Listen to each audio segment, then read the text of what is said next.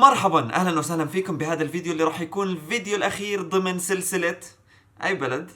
اخر مرة الانترو سلسلة ايسلندا.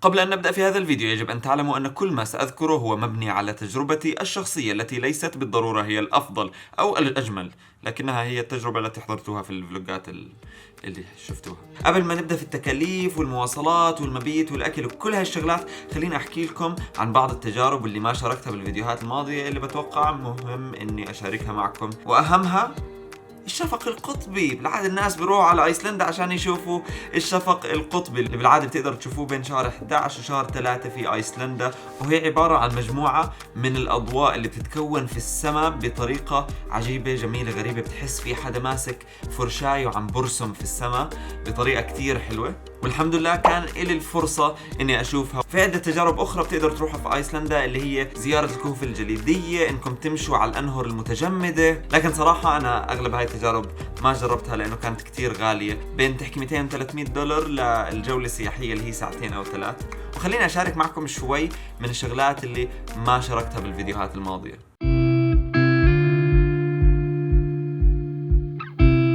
هاي الكنيسة من القرن 19.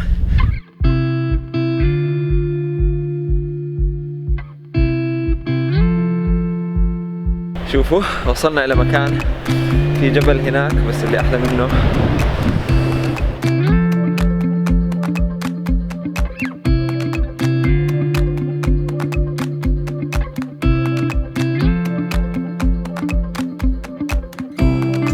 نحن الآن على قمة البركان، في ثلج جوا البركان.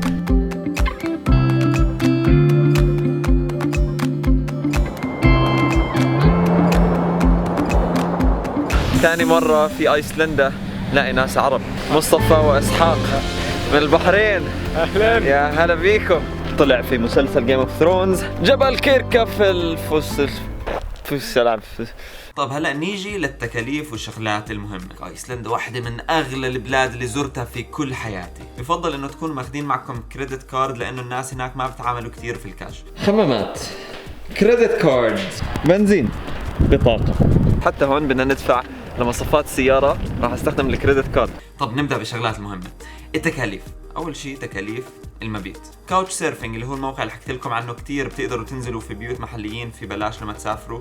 صعب انكم تلاقوا حدا في ايسلندا، فخلينا نحطه على جنب. الهوستيلات. متوسط تكلفة السرير في الغرفة المشتركة في أغلب هوستيلات ايسلندا بين 30 و 40 يورو. في بعض الهوستيلات ممكن توصل ل 60 يورو و 70 يورو. انت بتحكي قاعد عن السرير واحد في غرفة فيها 8 أو 4 أسرة، وهو بالعادة الخيار الأرخص. الهوستل اللي نزلنا فيه اسمه بورغارنس هاي هوستل، هو سلسلة من الهوستلات موجودة في أكثر من مدينة. سعر الليلة بالغرف المشتركة الدورمز تقريبا 32 يورو 33 يورو، ومش شامل أي شيء، مش شامل فطور. خيار جيد إنه يكون معكم سليبينج باج، لأنه بعض الهوستلات في أيسلندا بدفعوك 10 يورو بدل الشرشف اللي بعطوك إياه وبدل المنشفة. ثاني أفضل خيار خصوصا إذا مش مسافر لحالك اللي هو Airbnb.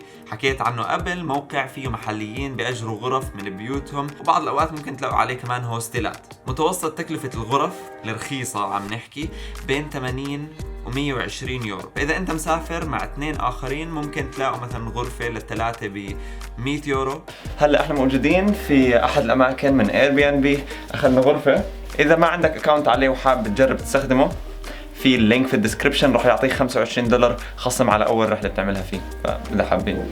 هاي الغرفه عندنا تختين، في حمام، في غرف ثانيه مش إلنا، في مطبخ. والطريقه الثالثه هي الفنادق، بالعاده بتكون كتير غالية. عشان تلاقوا الهوستلات في ايسلندا بنصحكم تستخدموا موقع اسمه hostelworld.com، حكيت عنه من قبل، تلاقوا فيه كل الهوستلات في كل العالم. خلينا نحكي شوي عن الاكل. متوسط الوجبة اللي بتحكي الرخيصة بين 20 و 30 يورو. السندوتشات العادية حقها 15 يورو إلى 20 يورو، هدول 15 يورو.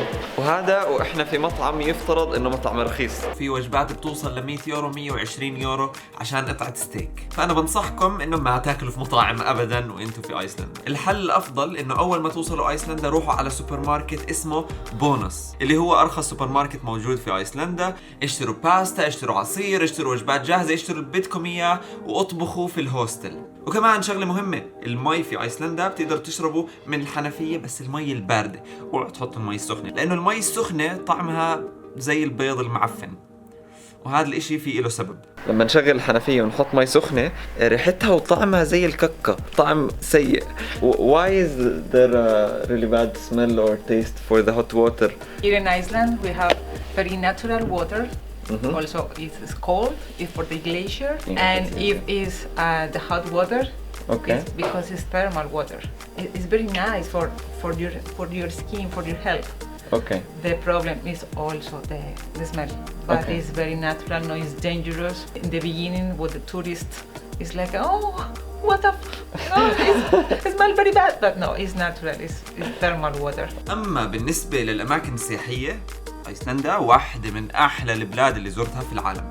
فيها شلالات، فيها براكين، فيها جبال، فيها أنهار، فيها كل إشي جميل في الحياة بدكم تشوفوا. عملت خريطة تفاعلية جوجل مابس، ما بعرف شو اسمها، تلاقوها في الديسكريبشن. حطيت فيها كل الأماكن الحلوة اللي ممكن الواحد يزورها في ايسلندا. أغلب الأماكن المهمة اللي ممكن نزورها هناك موجودة على طريق واحد بلف كل ايسلندا اسمه ذا رينج رود. أغلب الناس اللي بروحوا بسوقوا سيارتهم بلفوه كلياته. هلا أغلب الأماكن مجانية، شخصيا المكان الوحيد اللي رحت عليه ما كان مجاني اللي هو ذا بلو لاجون. وفي أماكن برضو ما بتقدر تروحوها إلا مع الجولات السياحية، زي الكهوف الثلجية. بالعادة بكون الجولة 3 ساعات، تكلفتها بين 200 و 300 دولار، فما بعرف عنها كتير صراحة. وجولات المشي على الجليشرز، الأنهر الجليدية، كمان ما بعرف عنها كتير لأنه ما رحتها. ونهاية بالنسبة للمواصلات في 3 خيارات. الخيار الأفضل إنه تستأجر سيارة، أو إذا ما استأجرت سيارة ممكن تلاقي ناس مستأجرين سيارة وتسافر معهم. كيف تلاقي هدول الناس؟ هذا الاشي بنلاقيه عن طريق موقع كاوتش سيرفينج.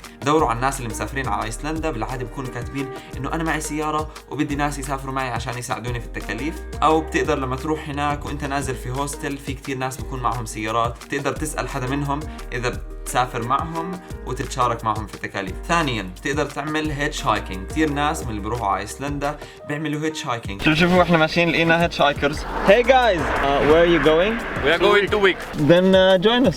Thank you. Welcome. واذا حابين تعرفوا معلومات اكثر عن الهيتش هايكينج في ايسلندا راح اترك لينك في الديسكريبشن بحكي لكم اكثر عن الهيتش هايكينج في هذا البلد. والخيار الثالث بالنسبه للمواصلات انك تروح مع الجولات السياحيه. ممكن تلاقوها بالموقع اللي هو guide2iceland.is. فاذا ما معكم سياره ومش حابين تعملوا هيتش هايكينج، ممكن هدول ياخذوكم من العاصمه اللي هي ريكيفيك رحله يوم كامل، ياخذوكم لعده اماكن ويرجعوكم ثاني يوم تعملوا رحله ثانيه لاماكن ثانيه وهكذا. بالنهايه لاي حدا وصل لهون بالفيديو شكرا انكم كملتوه. حطيت كل فيديوهات ايسلندا في بلاي ليست واحده اسمها رحله ايسلندا مع محمود العساوي. تقدروا اذا حابين ترجعوا لها في اي وقت تلاقوها في البلاي ليست تبعون القناه. كولي شو رايكم بالفيديو في الكومنتس وسلسله ايسلندا بشكل عام. لا تنسوا تعملوا لايك للفيديو والشير، سبسكرايب اذا عجبكم، وشاركوه مع اصدقائكم المهتمين على الواتساب وهيك. نشوفكم بالفيديو القادم. سلام.